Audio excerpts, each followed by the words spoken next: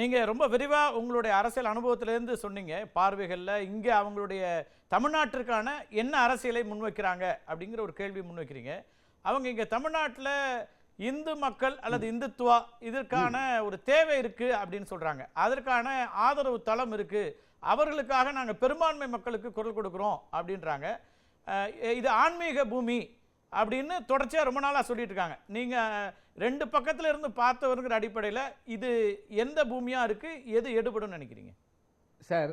பாருங்க, தமிழ்நாட்டில் இந்தியா முழுமைக்கும் 85லிருந்து 90, அதாவது 100% மக்கள் ஆன்மீகம்தான். அவர்கள் இந்துக்களாக இருக்கலாம், கிறிஸ்தவர்களாக இருக்கலாம், இஸ்லாமியர்களாக இருக்கலாம், புத்திஸ்டுகளாக இருக்கலாம், சீக்கியராக இருக்கலாம், பார்சிகளாக இருக்கலாம். ஒரு 1லிருந்து 2%, 5% பேர் தான் கடவுள் வெறுப்பு இருப்பாங்க. பாக்கி ஏதாவது ஒரு விதத்தில் அவர்கள் ஒரு ஆன்மீகத்தை தான் இருப்பாங்க. அதில் என்ன சந்தேகம் இருக்குது? அதில் என்ன சந்தேகம்? அதை ஒட்டுமொத்தமாக இந்துக்கள்லேயே இருக்கக்கூடியவர்கள் அவங்க எல்லாருமே சிவனை குடும்பங்களாக இருக்க மாட்டாங்க, முருகனை கும்பிடக்கூடியவங்களாக இருப்பாங்க. சில பேர் திருப்பதி போகக்கூடியவங்களாக இருப்பாங்க. சில பேர் குடும்ப வழிபாட்டு இருப்பாங்க. ஸோ பல்வேறு விதமான வழிபாடு, எல்லா வழிபாட்டையும் இவங்க ஒரே கலவையாக்கி எல்லாருக்கும் பிஜேபி தான் அப்படின்னு எப்படி ஏற்றுக்க முடியும்? அதனால் வழிபாடுகளிலும் பலவிதமான வழிபாடுகள் இருக்கிறது, பக்தியிலும் பலவிதமாக இருக்குது, இறை நம்பிக்கையிலும் பலவிதமாக இருக்குது, ஆன்மீகத்திலும் பலம் இருக்குது, பலவிதமாக இருக்குது.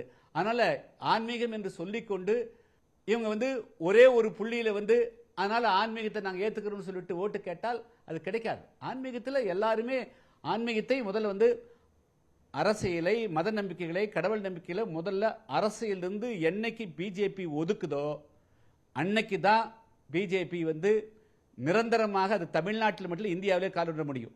மதத்தையும் ஆன்மீகத்தையும் கொண்டு அரசியல் கலந்தால் நிச்சயமாக தற்காலிகமாக வேண்டுமென்றால் எங்காவது ஆட்சியை பிடிக்கலாமே தவிர அது நிரந்தரமான ஆட்சியாக இருக்க முடியாது. அது தமிழ்நாட்டில் ஏற்கனவே மத நம்பிக்கைகள், ஆன்மீக நம்பிக்கைகள் அதை அரசியலிருந்து ஒதுக்கி வச்சு தான் இங்க தமிழ்நாடு வளர்ந்திருக்குது. இங்க கொண்டு ஆன்மீகத்தை கொண்டு அரசியலில் புகுத்தலாம் என்று சொன்னால் நிச்சயமாக அது வெற்றி அடையாது, அவர்களுக்கு வெற்றி வாய்ப்பை உருவாக்காது. அதில் அவர்கள் நிச்சயமாக தோல்வியுறுவார்கள். அது இந்த தேர்தல் அவர்களுக்கு நிச்சயமாக ஒரு பாடத்தை புகட்டும் என்றே நான் கருதுகிறேன். டாக்டர் கிருஷ்ணசாமியினுடைய எண்ணம் என்னன்னு தெரிஞ்சுக்கணும். ஓகே, தனிப்பட்ட ஆன்மீக நம்பிக்கை வேறு, அரசியல் நிலைப்பாடு வேறு. அதிமுக புதிய தமிழகத்தினுடைய என்னங்கிற அண்ணா, அதாவது தமிழ்நாட்டை பொறுத்தளவு மத நம்பிக்கை என்பது வேறு, அரசியல் நடவடிக்கை என்பது வேறு. இரண்டையும் மக்கள் பிரித்தே பார்க்கிறார்கள்.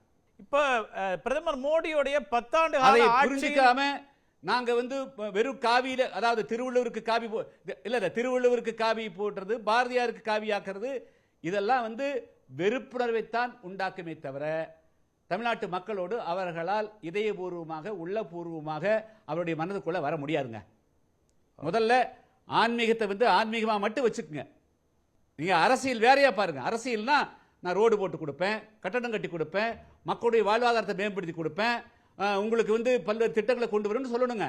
ஒரு எய்ம்ஸுக்கு அடிக்கல் நாட்டிட்டு 5 வருஷம் ஒன்றும் செய்யாத போது நீங்க எப்படி தமிழ்நாட்டுக்குள்ள காலடி வச்சு நீங்க சாதிச்சு சொல்ல முடியும்?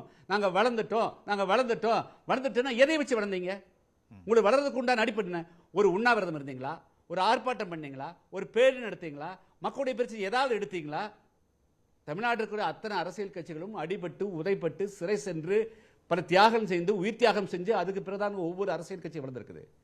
நாங்கள் வளர்ந்துட்டோம், நாங்கள் யூபியில் வளர்ந்துட்டோம், மத்திய பிரதேசத்தில் வளர்ந்துட்டோம்னு சொல்லி எல்லாம் தமிழ்நாட்டில் காலொன்ற முடியாது.